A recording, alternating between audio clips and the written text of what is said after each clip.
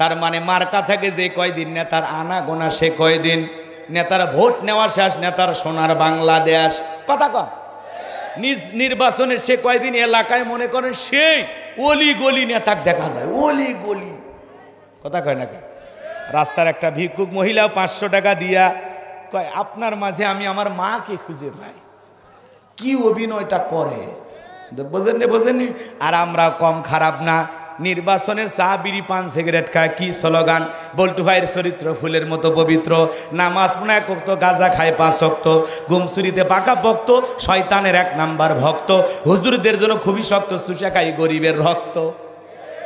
কথা কর না খেয়ে যাত্রার পিছনে স্লোগান দেওয়া যাবে?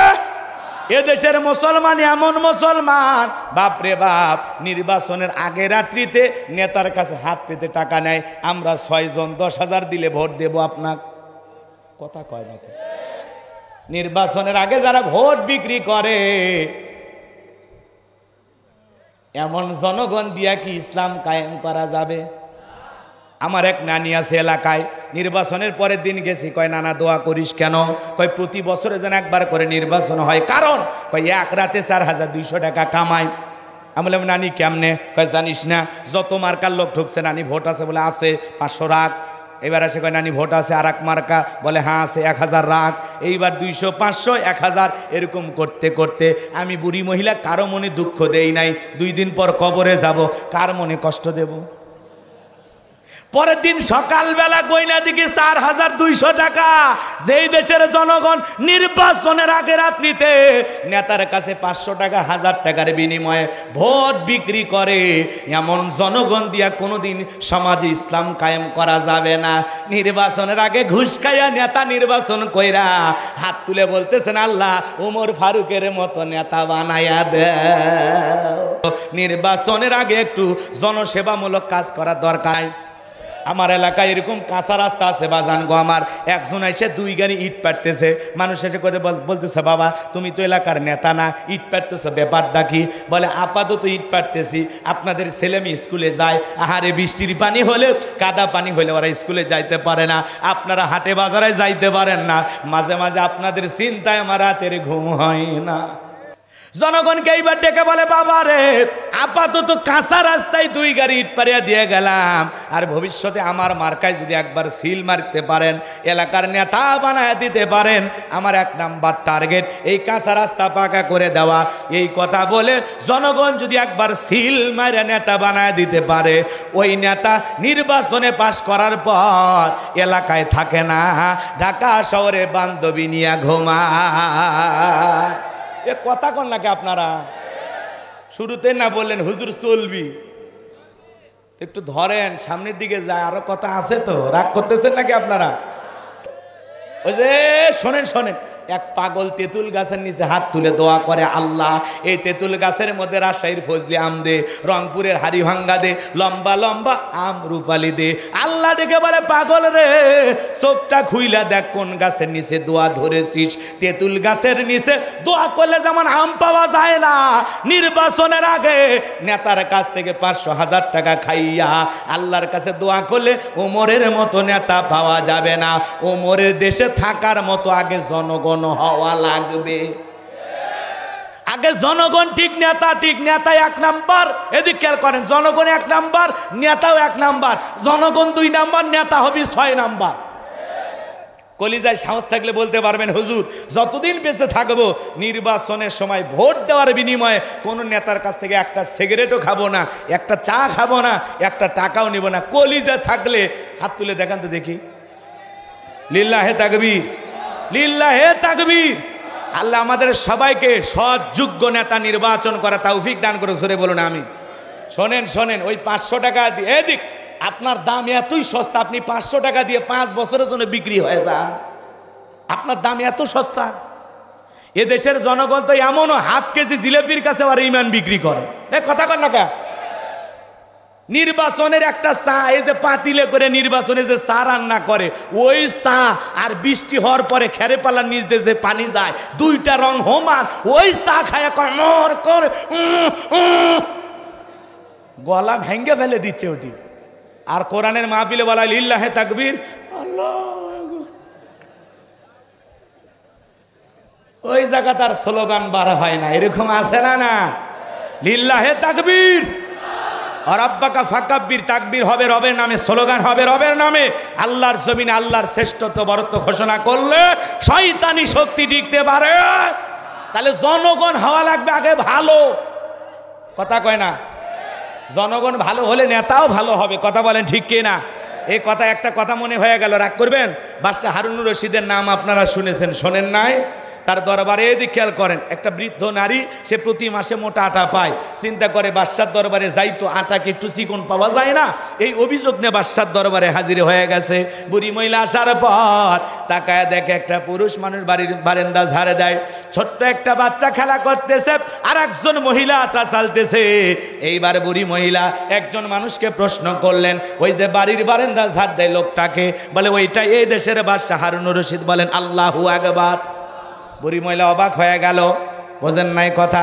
রসুলের সুন্নত আমরা শুনেছি, রসুল যেই তরবারি দিয়া যুদ্ধ করতেন, ওই তরবারি দিয়া তরকারি কেটে সহযোগিতা করতেন। সুবহানাল্লাহ বলবেন না? মাঝে মাঝে বিবি রান্না বান্নার কাজে সহযোগিতা করা দরকার আছে না নাই? স্বামী স্ত্রী কথা যদি শেষে বলার সুযোগ হয় আমি বলার চেষ্টা করব। আমি লাইন মতো যেতে চাই, খারাপ লাগতেছে নাকি? বাজান গো আমার, এইবার ডেকে বলে ছোট্ট বাচ্চা খেলা করে কে? ওইটা বাদশাহ হারুনুর রশিদের ছেলে। মহিলা আটা ছেলে, ওইটাকে বলে ওইটা বাদশাহ হারুনুর রশিদের একজন স্ত্রী। বুড়ি মহিলা তাকায় দেখে ওর বাড়ির আটার চাইতে বাদশার বাড়ির আটা আরো বেশি মোটা মনে হয়। সুবহানাল্লাহ বলেন। এইবার বুড়ি মহিলা ডেকে বলে, আল্লাহ, যেই বাদশা এত নিরহংকার ভালো, নিজেই বাড়ির বারান্দা ঝাড়ে দেয়, নিজেও মোটা আটা খায়, জনগণকেও মোটা আটা খাওয়ায়, এমন বাদশার বিরুদ্ধে অভিযোগ দেওয়ার কোনো জায়গা নাই। আজরে বলেন আল্লাহু আকবার।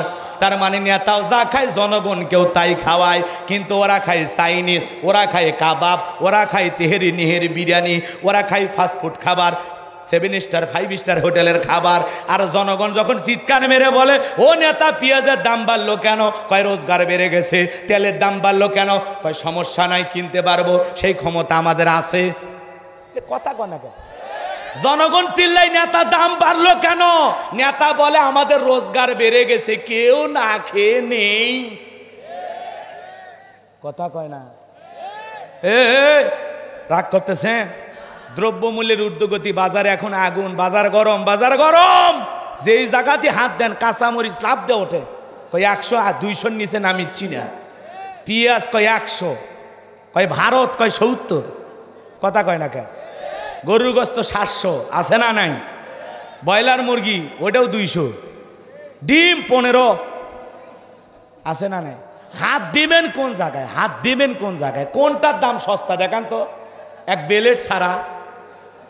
কথা কয় না, কথা কয় না। রাগ করতেছে? ওইটার দাম সস্তা, ওইটার দাম যদি না বেশি হইতো বহুত মানুষ এমনি দাঁড়িয়ে রাখতো, কিন্তু ওইটার দাম বাড়তেছে না। রাগ করতেছেন? মন খারাপ করেন না বাজান, বিরক্ত হেন না, লিল্লাহে তাকবীর। তাহলে দ্রব্যমূল্যের ঊর্ধ্বগতি, বাজারে আগুন, বাজার গরম, নেতা বলে মাথা ঠান্ডা কর। আগে কয় টাকা? 200 টাকা 100 টাকা কামলা দিতিস, এখন কামলা দিলে 500 টাকা 1000 টাকা পাস। আমরা কত দূর এগিয়ে নিয়ে গেছি বুঝতে পারতেছি না? বিদায় চিল্লেস না, কিনা খেতে পারবি, কোনো সমস্যা নাই। আর যদি একেবারে ঠেকে যা, আমরা আসি তো। কথা কয় না কে? বাজান গো আমার, লম্বা হবে, লম্বা করবো না। আমি কিন্তু এ দেশের কথা বলতেছি না, ওটা ভিন দেশের, ওটা ভারতের দাম বাড়ছে।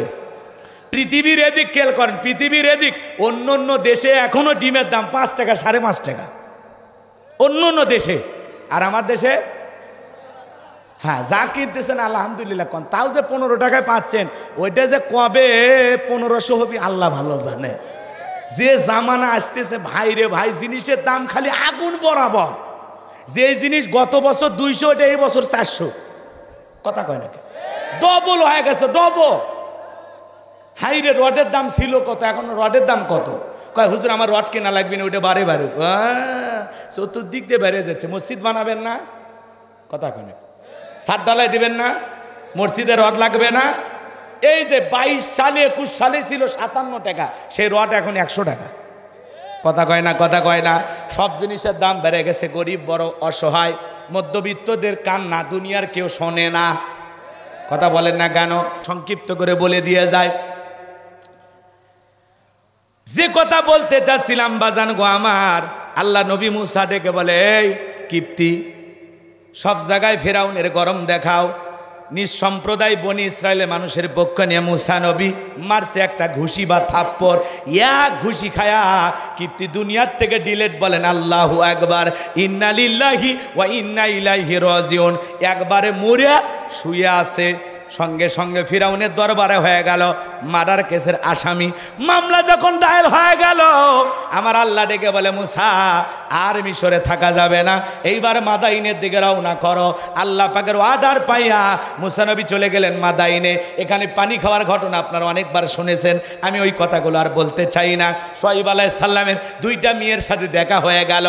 পানি খাওয়ানোর ঘটনাকে কেন্দ্র করে তারা যখন মুসা নবীকে বাড়িতে নিয়ে গেল, নিয়ে যাওয়ার পরে বলে, বাবা আমাদের একটা কাজের মানুষ দরকার, আপনারও বয়স হয়ে গেছে, আমরাও মেয়ে মানুষ, ওখানে পানি পান করাইতে পারি না। একটা ছেলে সাহসী পাইছি, আর ছেলেটা এত লাজুক এত ভদ্র, আমরা দুইটা বোন কয়েকটা ঘন্টা সময় কাটাইলাম, একটা বারের জন্য আমাদের চেহারার দিকে তাকাই নাই। বলুন সুবহানাল্লাহ। নবীরা লাজুক না হয়ে কি পারে? এইবার শুআয়ব আলাইহিস সালাম বলেন, ঠিক আছে মা, রেখে দিলাম। এইবার ভালো করে বোঝেন বাজান, শুআয়ব আলাইহিস সালামের বাড়িতে মুসা নবী রাখালের, এদিক খেয়াল করেন, রাখাল হিসেবে তাকে রাখা হয়ে গেল। মুসা নবীর ব্যবহার দেখা শুআয়ব আলাইহিস সালাম তার বড় মেয়ে সফুরার সাথে বিবাহ সম্পন্ন করে দিলেন। বলুন সুবহানাল্লাহ। এইবার মুসা নবী শ্বশুর বাড়িতে থাকলেন 8 থেকে 10 বছর। সুবহানাল্লাহ বলেন। কয় বছর? 8 থেকে 10 বছর। এই এলাকায় যদি কেউ ঘর জামাই থাকে, বুঝবেন নবী মুসা আলাইহিস সালামের সুন্নত আমল করতেছে। খবরদার খবরদার, ঘর জামাই বলে কেউ অবহেলা করবেন না। আমার আল্লাহ এবার ডেকে বলে, নবী মুসা আর কতদিন শ্বশুর বাড়ি মধুর হারি, এইবার গাট্টি গুটি গোছাও, স্ত্রীকে সঙ্গে নাও, আবারও মিশরের দিকে রওনা করো। আল্লাহর পয়গাম্বার আল্লাহর ওয়ার্ডার পাইয়া শ্বশুরের দেওয়া লাঠি নিয়া স্ত্রীকে সঙ্গে নিয়ে যখন তুর পর্বতে আসলেন, আমার আল্লাহ পাক তখন নবী মুসা আলাইহিস সালামকে নবুয়ত দান করলেন। বলুন সুবহানাল্লাহ। আমার আল্লাহ তখন বলেন, ওয়ামা তিলকা বিয়ামিনিকা ইয়া মুসা। আমার আল্লাহ ডেকে বলে, মুসা তোমার ডান হাতে ওইটা কি? মুসা নবী জবাব দিয়ে বলেন, ক্বালা হিয়া আসায়া আতাওয়াক্কাউ আলাইহা ওয়া আহুশু বিহা আলা গনামি ওয়া লিয়া ফিহা মাআরিব উখরা। ডেকে বলেন, আল্লাহ আমার হাতে এইটা লাঠি, এইটার ওপর ভর দিয়ে চলি, ছাগলের জন্য পাতা পারি, ইত্যাদি ইত্যাদি অনেক অনেক কাজ করি। বলেন তো বাজান, আমার আল্লাহ প্রশ্ন করেছেন কয়টা? এ ভাই 10 মিনিট কষ্ট হচ্ছে আপনাদের? আপনার বলেছেন একটা না, আর 16 মিনিট আছে। এই 16 মিনিটের মধ্যেই আমি ফিনিশিং দেওয়ার চেষ্টা করব ইনশাআল্লাহ। একটু ধৈর্য নিয়ে থাকেন বাজান, অনুরোধের ভাষায় বলছি, ছোটা বসা করেন না। হ্যাঁ, আরো 1 ঘন্টা বেটা চল, লিল্লাহে তাকবীর। হ্যাঁ, আপনাদের ওয়াদা অনুযায়ী 16 মিনিট দেন, পরেরটা পরে দেখা যাবে। আমার ভাইয়েরা, আমার আল্লাহ ডেকে বলে, মুসা হাতে ওইটা কি? মুসা নবী জবাব দিয়ে বলে, আল্লাহ এটা লাঠি, এটার ওপর ভর দিয়ে চলি, ছাগলের জন্য পাতা বাড়ি। আল্লাহ ডেকে বলে, ও নবী মুসা, প্রশ্ন করলাম একটা, জবাব দেও যাবে একটা। বলেন তো মুসা নবী কথা বলে কার সাথে? আল্লাহর সাথে কথা বলতে মজা আছে না নাই? এ যুবক, দুনিয়ার একটা মহিলা যদি ভুল করে রং নাম্বারে একবার মিস কল দেয়, আর তুমি যদি কল রিসিভ করার পরে মহিলা কণ্ঠ পাও, তুমি তো পাগল হয়ে যাও। কথা কয় না গা? বারবার ওই মহিলাকে কল দেয়, মহিলা কল বাধ্য হয়ে রিসিভ করে বলে, ভাইয়া সরি আমার ভুল হয়ে গেছে। কয় ভুল করলি কেন? এইবার ভুলের মাসুল দে। কেন আমার নিভানো আগুন জ্বালাইলি? এখন ভালোবাসা দিবি কি না বল। কথা কয় না খে? একটা মেয়ে রং নাম্বারে মিস কল দিলে যুব সমাজ পাগল হয়ে যায়। কথা বলে ঠিক কি না? এরকম আছে না নাই? এরকম ঘটনা ঘটে কি না? এক মহিলা কুড়িগ্রাম থেকে রাত 3:30টার পরে আমারে ফোন দিয়েছে, হ্যালো তুমি কে সোহেল? আমি বললাম না, আমি একটা হুজুর মানুষ। ঢং করো না, রাত চলে গেলে আফসোস করবা। ও কি তাহাজ্জুদ পড়ার জন্য ডাকতেছে? এরকম শয়তানি মানুষ আছে না নাই? যুব সমাজ সাবধান, নারীদের ছলনার জালে ফাঁসা যাবে। ওরা ছেলেদের ভালোবাসে না, ওরা ছেলেদের মন নিয়ে খেলা করে। ওরা আইফোন গিফট দিলে তারে বেশি ভালোবাসে। এজন্য যুগ জামানা পাল্টে গেছে। এখন মানুষের ভিতরে মনুষ্যত্ববোধ বলে কিছু নাই। এজন্য বিয়ের আগে কোনো অবৈধ প্রেম ভালোবাসার সম্পর্কে জড়ানো যাবে। জায়েজ না হারাম? মনে থাকবে তো ইনশাল্লাহ। পিতা মাতা পছন্দ করে বিয়ে দেবে যেখানে বরকত আছে সেখানে। মুরব্বীরা ভালো জানে যে কোন জায়গায় দিলে তোমার সংসার টিকবে, বিদায় পিতা মাতার অবাধ্য হয়ে বিবাহ করা যাবে। যুব সমাজকে আল্লাহ হেদায়েত দান করুক, জোরে বলুন আমিন। যুব সমাজ আবার খুব, এখনকার যুবকেরা খুব চালাক, বাপ রে বাপ। একটা চয়েস করে এসে উত্তর পাড়ার লাকি চয়েস হয়ে গেছে, আব্বা রাজি থাকলে 1 সাপুন না হলে 2 সাপুন, আছে না নাই? এদেরকে থামানো খুব মুশকিল। ভাইরাল যুগ জামানার ছেলে, বোঝেন না? ডিজিটাল স্মার্ট ছেলে পেলে। চলেন সামনের দিকে যায়, বিরক্ত হচ্ছেন? হন, আপত্তি নাই, এইবার শেষ করে দিচ্ছি, শোনেন বাজান গো আমার। এইবার আমার আল্লাহ পাক ডেকে বলেন, কলা আলকিহা ইয়া মূসা, মূসা রে তোমার হাতের লাঠিটা তুমি এইবার নিক্ষেপ করো। ফা আলকাহা ফা ইযা হিয়া হাইয়াতুন তাসআ। যখন লাঠিটা নিক্ষেপ করলেন হয়ে গেল বিশাল বড় একটা সাপ। মুসা নবী বলে, বাপ রে বাপ, এ যে জাতের সাপ, আমার বংশ করে দিবে সাপ। এই কথা বলে জোরে মারছে লাফ। আমার আল্লাহ ডেকে বলে, মুসা রে লাফালাফি কেন করতেছো? ডেকে বলে, আল্লাহ লাঠি ফেলাইলাম, যে বড় সাপ হইছে যদি সবল মারে এই ডরে আমি দৌড়াইতেছি। আমার আল্লাহ ডেকে বলে, মুসা ভয় পাওয়ার কোনো কারণ নাই। কলা খুযহা ওয়ালা তাখাফ সানুঈদুহা সিরাতাহাল উলা। আল্লাহু আকবার। আমার আল্লাহ ডেকে বলে, মুসা ভয় পাওয়ার কোনো কারণ নাই। আমি আল্লাহ পাক যে লাঠিকে সাপ বানাইলাম, পূর্বের মতো হাত দাও, হাত দাও, হাত দাও, আমি আল্লাহ পাক আবারও পূর্বের মতো লাঠি বানায় দেব। বলেন সুবহানাল্লাহ। মুসা নবী কাঁপতে কাঁপতে ভয়ে ডরে এরকম যেই খপ করে ধরতে গেছে, আবারও সাপটাকে লাঠি বানাইলেন কে? এর নাম কি? মুজিজা। সুবহানাল্লাহ বলেন। এর নাম হলো মুজিজা। সুবহানাল্লাহ বলেন। এরপরে আল্লাহ আরেকটি মজুজা দিলেন, ওয়াদহুম ইয়াদাকা ইলা জানাহিকা তাখরুজ বাইদা আমিন গায়রি সুইন আয়াতান উখরা লিনুরিয়াকা মিন আয়াতিনাল কুবরা। আমার আল্লাহ ডেকে বলে, মুসা তোমার ডান হাতটা বগল নিচে ঢুকাও, এখান থেকে বের করো, কোনো দোষ ছাড়া ধবধবে উজ্জ্বল সাদা চমৎকার দেখাবো। এই যে কুদরতের 2টা নিদর্শন দান করলাম, এইবার তোমার দায়িত্ব হলো ইযহাব ইলা ফিরআউনা ইন্নাহু তাগা। ও নবী মুসা, এইবার ফিরআউনের নিকট যাও, যাও দিনের দাওয়াত পৌঁছাও। ওই ফিরআউন সীমা লঙ্ঘন করেছে, আর পাপের 16 কলা পূর্ণ হয়ে গেছে। যাও যাও ফিরাউনকে যা বলে, ফিরাউন রে তোর বানানো আইন দেওয়ার মিশর চলবে না, এখন মিশর পরিচালনা হবে আল্লাহর আইন দিয়ে। বলেন সুবহানাল্লাহ। নবী মুসা ডেকে বলে, আল্লাহ আপনি কি ভুলে গেছেন আমি ফিরাউনের দরবারে মার্ডার কেসের আসামি, গেলেই তো ফাঁসি দিয়া মারবে? কথা কন, মামলা আছে না নাই? কথা কন, মামলা নাই? মামলা নাই? হ্যাঁ, ভালো করে বোঝেন। আমার আল্লাহ ডেকে বলে, নবী মুসা ভয় পাওয়ার কোনো কারণ নাই, আমি আল্লাহ যার সাথে আছি, কোনো জালেম ফাঁসি দিয়ে মারতে পারবে না, আগুনে পোড়ায় মারতে পারবে না, পানিতে ডুবায় মারতে পারবে না। 1000 দিন রিমান্ডে নেওয়ার পরেও ওরা মুমিনের মুখের হাসি কেড়ে নিতে পারবে না। আমি আল্লাহ তোমার সাথে আছি। সুবহানাল্লাহ বলেন। নবী মুসা ডেকে বলে, আল্লাহ যেতে হবে। আমার আল্লাহ বলে, অবশ্যই এটা তোমার দায়িত্ব। নবী মুসা আলাইহিস সালাম ডেকে বলে, আল্লাহ আমার ভয় করে, আপনার কাছে একটু দোয়া প্রার্থনা করি। ছোটবেলায় যখন মাদ্রাসায় পড়েছিলাম, হুজুর আমাদের হাতে যখন কোরআন দিয়েছিল, তখন এই দোয়াটা আমাদের পাঠ করাইছিল। তখন মনে মনে ভেবেছিলাম মনে হয় এটা কোরআন খোলার দোয়া, কিন্তু তাফসীর পড়তে গিয়ে বুঝলাম এটা কোরআন খোলার দোয়া না, এটা হলো মুসা আলাইহিস সালাম পড়েছিলেন জালেম ফিরাউনের নিকট দাওয়াত দেওয়ার আগে। কথা কয় না কেন?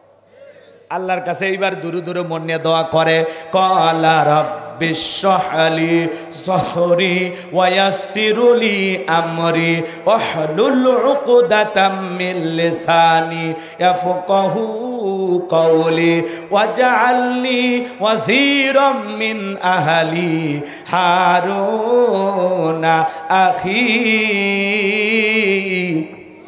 ডেকে বলেন আল্লাহ আমার বক্ষকে প্রশস্ত করে দাও, আমার কাজকে সহজ করে দাও, আমার জিহ্বার জড়তাকে দূর করে দাও, আর আমার পরিবারের মধ্য থেকে আমার ভাই হারুনকে আপনি নবুয়ত দান করুন। বলুন আল্লাহু আকবার।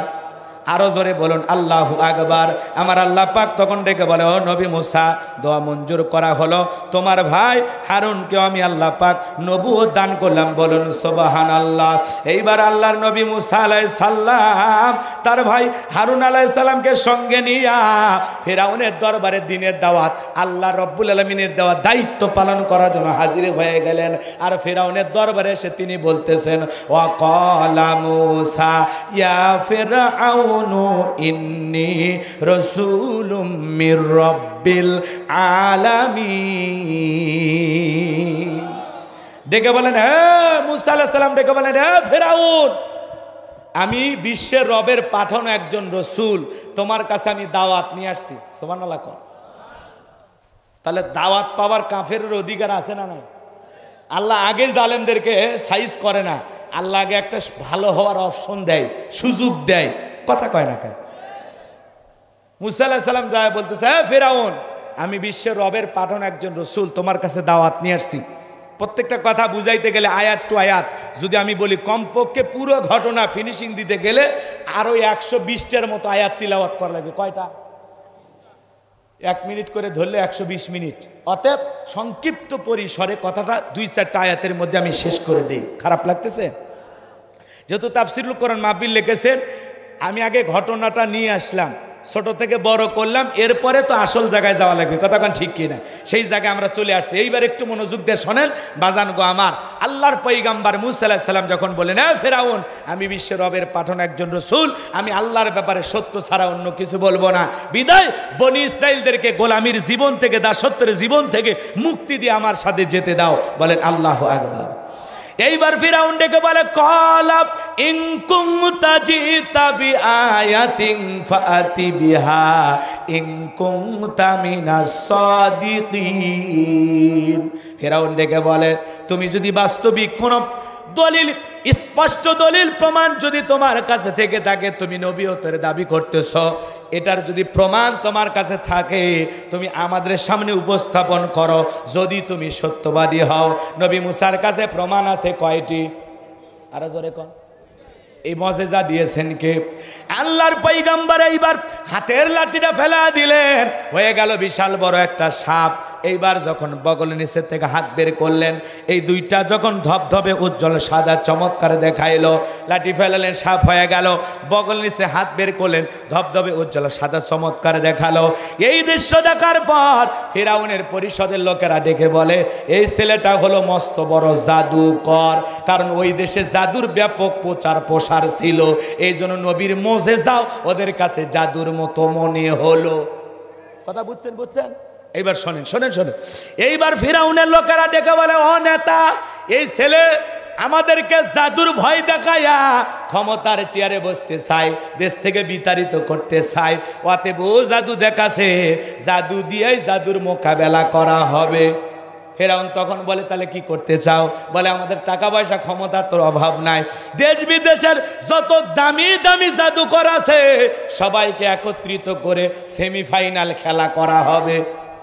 ফাইনাল এখনই না, প্রথমে সেমিফাইনালত নিয়ে গেলাম, ফাইনাল পরে। রাগ করতেছেন নাকি আপনারা? ফিরআউন বলে, আমি রাজি হয়ে গেলাম। আল্লাহ পাক বলেন, ইয়াতু বিকুল্লি সাহিরিন আলিম। শহর বন্দর থেকে হাজার হাজার জাদুকর ফিরআউনের নিকট উপস্থিত করা হলো। সমস্ত জাদুকররা ডেকে বলে, ও নেতা, আপনার শত্রু, আপনার বিরোধী দল, তারে যদি পরাজিত করতে পারি, বলেন তো আমাদের পুরস্কার কি থাকবে? এই কথা যখন বলা হলো, আমার ভাইয়েরা, ফিরআউন তখন বলেছিল, ক্বালা নাআম ওয়া উম্লা মিনাল মুকাররাবিন। ফিরআউন তখন ডেকে বলে, আমার বিপক্ষের শক্তি হলো মুসা, মুসাকে যদি পরাজিত করতে পারো, তোমরা যদি জাদু দেখায় মুসাকে পরাজিত করতে পারো, তোমরা সবাই আমার নিকটবর্তী লোক হইবা, এই দরবার হবে তোমাদের বসবাসের জায়গা, প্রত্যেকের জন্য ভিআইপি রুম, বাড়ি ঘর সব বানায় দেব, খালি মুসাকে পরাজিত করো। এ যাও মাঠে নামো, যাও। আল্লাহু আকবার কর। বিরক্ত লাগতেছে? এইবার হাজার হাজার দর্শক এই খেলা দেখার জন্য রেডি। সেমিফাইনাল, কথা কয় না। ভারত পাকিস্তান না, অস্ট্রেলিয়া পাকিস্তানও না, কথা কয় না কেন? এটা কি ওই জামানায় জাদুকরেরা মুসা আলাইহিস সালামকে এইবার প্রস্তাব দিতেছে, ও নবী মুসা, জাদুর বান আগে কে নিক্ষেপ করবে, তুমি না আমরা? মুসা আলাইহিস সালাম ডেকে বলে, ওস্তাদের মাস শেষ রাতে, তোমরা তোমাদের খেলা দেখাও, শুরু করো, দেখি তো তোমাদের পাওয়ার আর দৌড় কত দূর। আল্লাহু আকবার বলেন।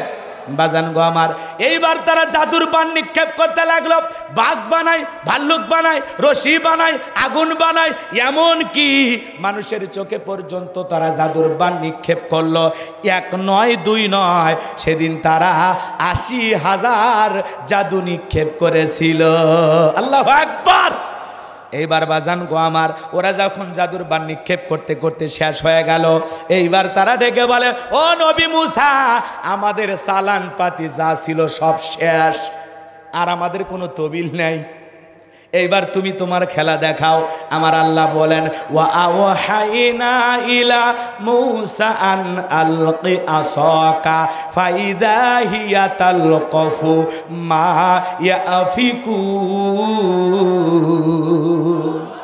আমার আল্লাহ ওহির মাধ্যমে বলেন, ও নবী মুসা, ভয় পাওয়ার কোনো কারণ নাই, ধরে আসো হাতে কি কয় লাঠি, শুধু ছেড়ে দাও। সুবহানাল্লাহ। শুধু হাতের লাঠিটা ছেড়ে দিয়ে তুমি দর্শকের মতো খালি খেলা দেখো। ৪-৬ কেমনে বিটাই বুড়া মানুষটা। আল্লাহু আকবার বলে। এইবার বাজান গো আমার, লাঠিটা নিক্ষেপ করা মাত্রই হয়ে গেল বিশাল বড় একটা সাপ, যেই সাপের ঠোঁটটা নিচুতে, ওপরের ঠোঁটটা ৮০ ফিট উঁচুতে। সুবহানাল্লাহ বলেন। ৮০ ফিট উঁচুতে সমস্ত জাদুর বান এক নিঃশ্বাসে খায়া কয়, ফেরাউন আরো আছে। সুবহানাল্লাহ কন। এই দৃশ্য দেখে ফেরাউনের পিছনে রাস্তা দিয়ে গরম হাওয়া বের হয়ে গেছে। আল্লাহু আকবার বলেন।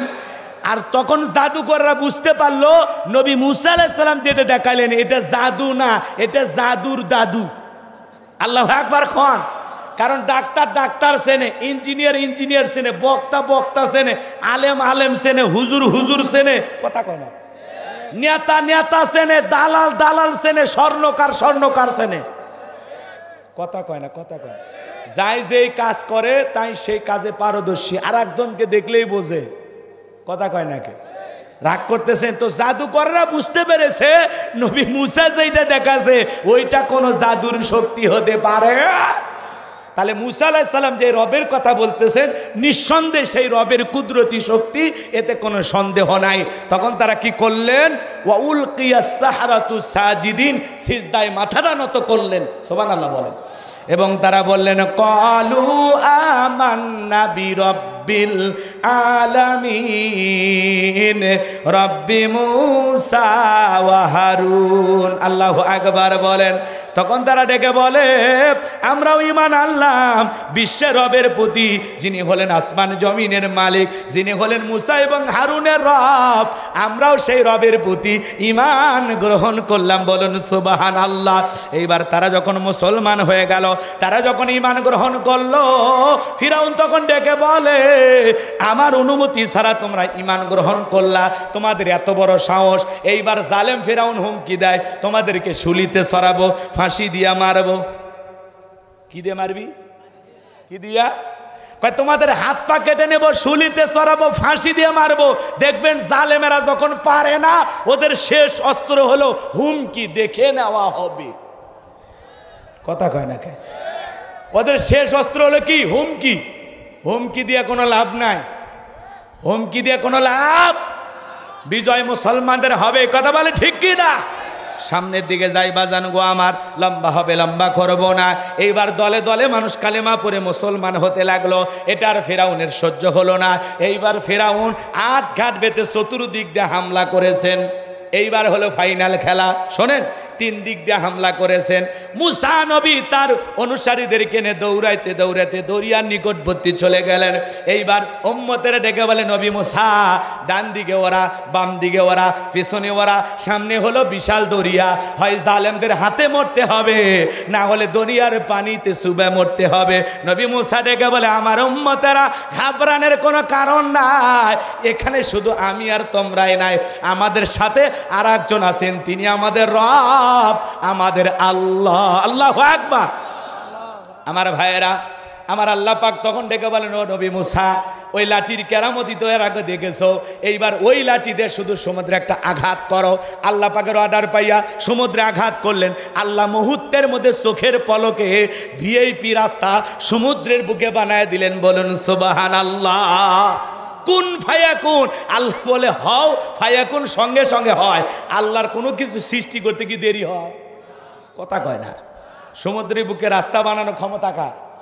এইবার আল্লাহ ডেকে বলেন, ওয়াজাওয়াজনা বিবানি ইসরাঈলাল বাহরা ফাআতবাহুম ফিরআউন ওয়া জুনুদুহু বাগয়া ওয়া আদওয়া।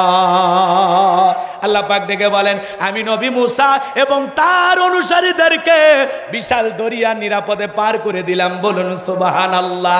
এইবার ফিরআউন তার সেনাবাহিনী নিয়ে দৌড়াইতে দৌড়াইতে সমুদ্রের নিকটবর্তী এসে দেখে ওরা তো নদী পার হয়ে গেছে, বিশাল দরিয়া পার হয়ে গেছে। এইবার ফিরআউন সমস্ত সেনাবাহিনীদেরকে বলে, এই ধর, এই সবাই ওঠাই, এই সবাই রাস্তাতে ওঠো ওঠো। ও মনে করছে আর বাপ দাদা 14 গোষ্ঠী বানায় গেছে, বোঝেন নাই।